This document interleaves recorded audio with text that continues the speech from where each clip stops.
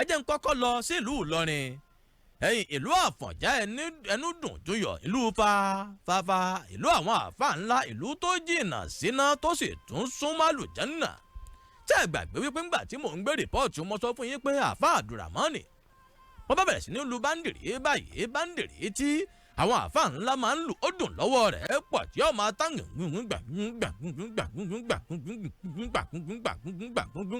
wọ́n sì máa dá àwọn àsàlátù tó jẹ́ pé ó lágbára pọ̀ ni wọ́n máa dá orin àsàlátù búkúbúkú tí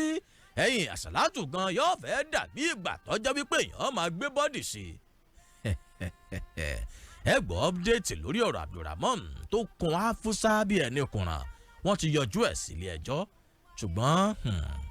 Nàìjíríà iléeṣẹ́ ọlọ́pàá ẹ̀ka àdájọ́ nílẹ̀ yìí àwọn kan gbé e sí mi létí wípé ẹ dákun ṣe ó mà lágbára pọ̀ nínú níyàn tá a wà yìí a sì ń ṣera wa bí ìgbà tó jẹ́ pé adìẹ ń bá adìrẹ ní ìbáṣepọ̀ papọ̀ relationship papọ̀ a sì ṣera wa báṣubàṣu láìsí pé èèyàn náà ní gbogbo wa ẹ máa bọ̀ lórí ìkànnì Facebook Lagelu FM ẹ já lọ fẹ́yìn tẹ́ ẹ̀ gbọ́ ń gbà náà ẹ jẹ́ ń fún yín ní a kind of nǹkan tí àwọn eléèbó ń pè ní rìkáàpù kẹ́ ẹ lè mọ ibi tá a ti ń bọ̀ kẹ́ ẹ sì mọ ibi tá a ń lọ. á tẹ fídíò wọn sórí fọ́nrán tí Lagelu FM má ti tẹ́ o ṣé wọn bá lànà ní nbẹ̀lẹ́ka social media sá máa fi etí máa fi bá mi lọ lásìkò tí a wà yìí ọ̀yá àṣìṣó já kọ́kọ́ gbọ́ rìkáàpù eléyìí tí ó ṣẹlẹ̀ lásìkò tá a bẹ̀rẹ̀ sí ní gbé rìpọ́ọ̀tì Abdulrahman àti Afusa ẹ kú kalẹ̀. ó ti já fatada bàtà òní ẹ̀jẹ̀ náà.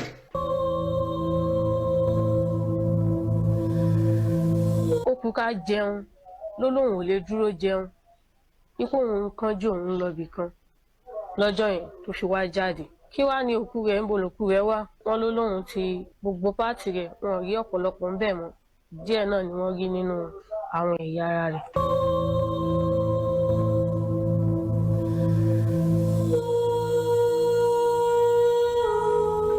ẹ̀wọ̀n nìyẹn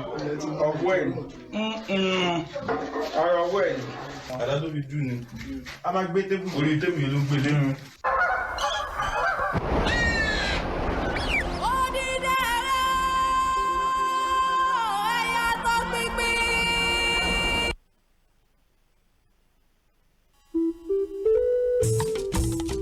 ẹ̀yin àgbààgbà tẹ̀ ń bẹ ńlẹ̀ yìí ṣébẹ̀ ń fetí bá mi lọ. kábíyèsí olódùmarè ẹ dákun ìwòye ọ̀la mo sì máa dènìyàn ni wọ́n ní ọ̀bọ kan ń jọ́ sí tí ò fi padà dèèyàn mọ́ tá a wá lè fọwọ́ ọ̀bọ wọ́wọ́ èèyàn ni àbá fọwọ́ ọ̀nà kí a fi wọ́wọ́ èèyàn. ọ̀dà kí wàá lọ update báyìí o ọ̀ya ẹ̀jẹ̀ kọ́kọ́ wọ́n yọ̀ sí update ń ná káwa tó lo fídíò ìgbà tí wọ́n gbé kó lọ́gbà ẹ̀wọ̀n tí àwọn aráàlú Ìlọrin rí i pé ó dàbí ẹni pé jìnnìjìnnì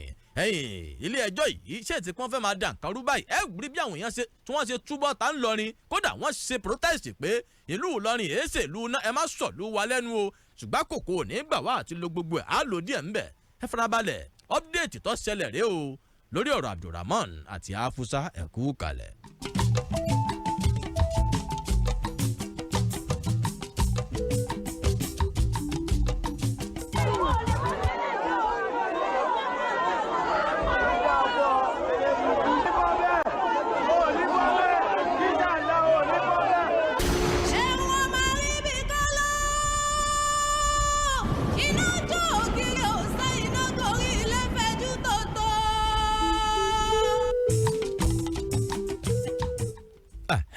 ìbẹ́yìn náà ti gbọ́ díẹ̀ ń bẹ̀ ọ̀yá ẹ máa bọ̀ lójú ìkànnì Facebook Lagelu FM ṣé wọn bá lànà bá ń gbé fídíò òun sí báyìí já láǹfààní àti wo àti lo ọ́díò rẹ o ẹ máa bọ̀ àsìkò ìgbà tí wọ́n yọjú Abdulrahman sílé ẹjọ́ rẹ̀ o ẹ rí bí ilé ẹjọ́ ṣe kú pété mu táwọn èèyàn dìde ìkànnà àwọn akọ̀ròyìn tá a jọ ń ṣiṣẹ́ lọ́wọ́ kọ̀wọ́ pé wọ́n ní ẹ̀yin adájọ́ kí ni wọ́n ń pa àwọn lọ́ọ̀yà ẹ̀yin agbẹjọ́rò ọ̀dà ó ti gbé fídíò òun sí báyìí ẹ̀já láǹfààní àti kọ̀nẹ́ẹ̀tì ẹ̀ mọ́ ọ́díò ní apá bí ọ̀ya. agbẹjọ́rò ọ̀dà ó ti gbé fídíò ọ̀hún sí báyìí ẹ̀já láǹfààní àti kọ̀nẹ́ẹ̀tì ẹ̀ mọ́díò ní apá bí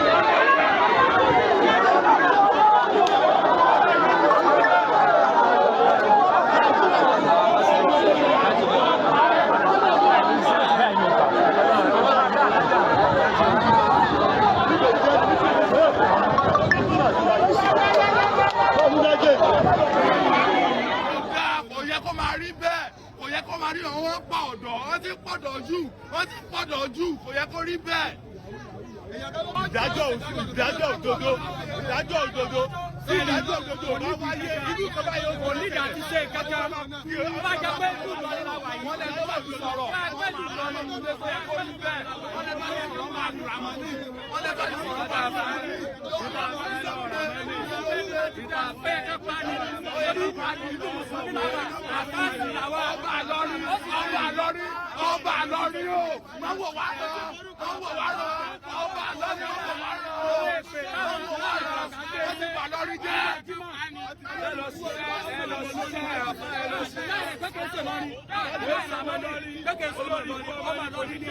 àgbà àmọ́ ìdájọ́ tó tó wọ́n lè ṣe fúnra mọ́ ní ìpínlẹ̀ àgbà yìí o.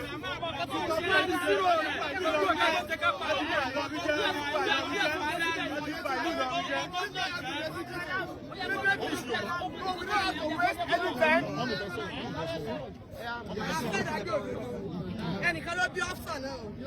ẹnìkan ló bí aṣọ ìdájọ́ òdodo la fẹ́, a dẹ̀ fẹ́ kó yá. Kí ni ìpẹ́ fẹ́ kó yá?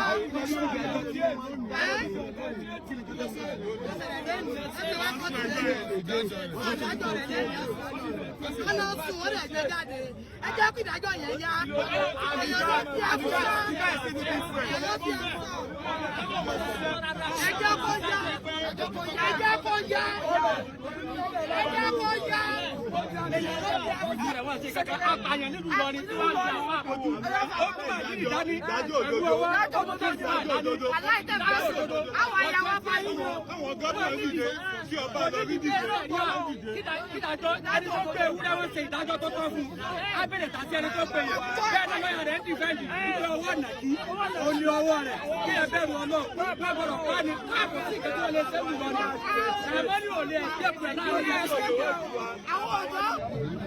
Ní ìdájọ́ òdodo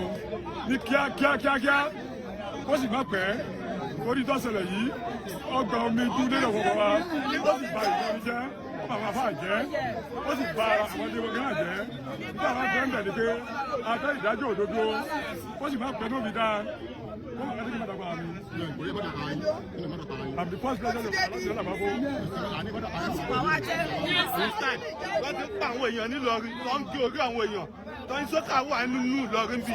And this thing again, tí ọba Ìlọrin kó dìde sí kéèsì yìí, tí ọba Ìlọrin ọba fìlẹ̀ dìde sí kéèsì yìí kì í ṣe nǹkan tó dáa. Ẹ ti bà ìlú Ìlọrin jẹ́, ẹ lọ s'Èkó, ẹ lọ sí Ìbàdàn. Ikú kan báyìí ó ti ń ṣẹlẹ̀ jù ìlú Ìlọrin. ìlú àdìsúná nílùú Ìlọrin kí gómìnà náà dìde fún kéèsì yìí káwọn aráàlú ká mọ̀ pé yes gómìnà ṣe kọ̀ọ̀kan sí kéèsì yìí bí àbá ní ìdájọ́ òdodo alágbára ọ̀pọ̀ á fi gbogbo ilé Ọlọ́run lọ́wọ́ wọ́n tún wá dá. èèyàn fẹ́ má lè kílèmù pé ọmọ Ìlọrin ni mí ẹ̀rù bá ń bà wá tá a bá débi tá a bá ń lọ tó bá lọ́mọ ìdúwò ni ẹ àyàwó dẹ̀ máa gbọ̀n láti mọ́lẹ̀ sọ̀rọ̀ àmọ́ ní ọlánú ọba oṣù tá a wà yìí ní gbogbo iye orí tó wà níbí báyìí lẹ́yìn pẹ̀lú gbogbo abiyamọ tó fi ẹnu sọ̀rọ̀ òdì sínú ayé rẹ̀ wọ́n ní gbogbo ẹni tó bá dúró ní dúró pé ọ̀rọ̀ yóò ní ṣeéṣe ọlọ́run kó jẹ́ kó fi lè ṣe àṣọmọ rẹ̀ ọlọ́run fún mẹ́rẹ̀ ní àgbáyé ìkàkàrà ló mú mi wá bí báyìí mi ò fámìlì mọ́ làmọ́ ni bẹ́ẹ̀ ni mi ò fámìlì mọ́ Afusa àmọ́ èmi náà bímọ mo jẹ́ bàbá mo ṣe ń rí ọlọ́run wọn lágbogbo ọnú ọmọ tó sọ̀rọ̀ wọn lágbogbo yorùbá tó sàmì sí ọlọ́run kó gbẹ́jà wájà ọlọ́run kó ṣàánú fún wa àwọn tó dúró pé wọ́n fẹ́.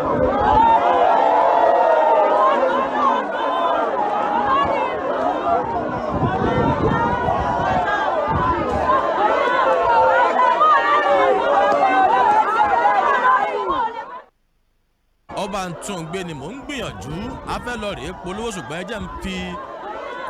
píktọ̀ yìí sójú ìkànnì Facebook kó tó di wípé a lọ rèé polówó ọjà kó tó di pé a lọ rèé polówó ọjà ṣé wọn bálànà ń sẹ́ndì àwọn píktọ̀ kan sí ọ ní ìsìn yóò ló gbé sí ojú ìwòran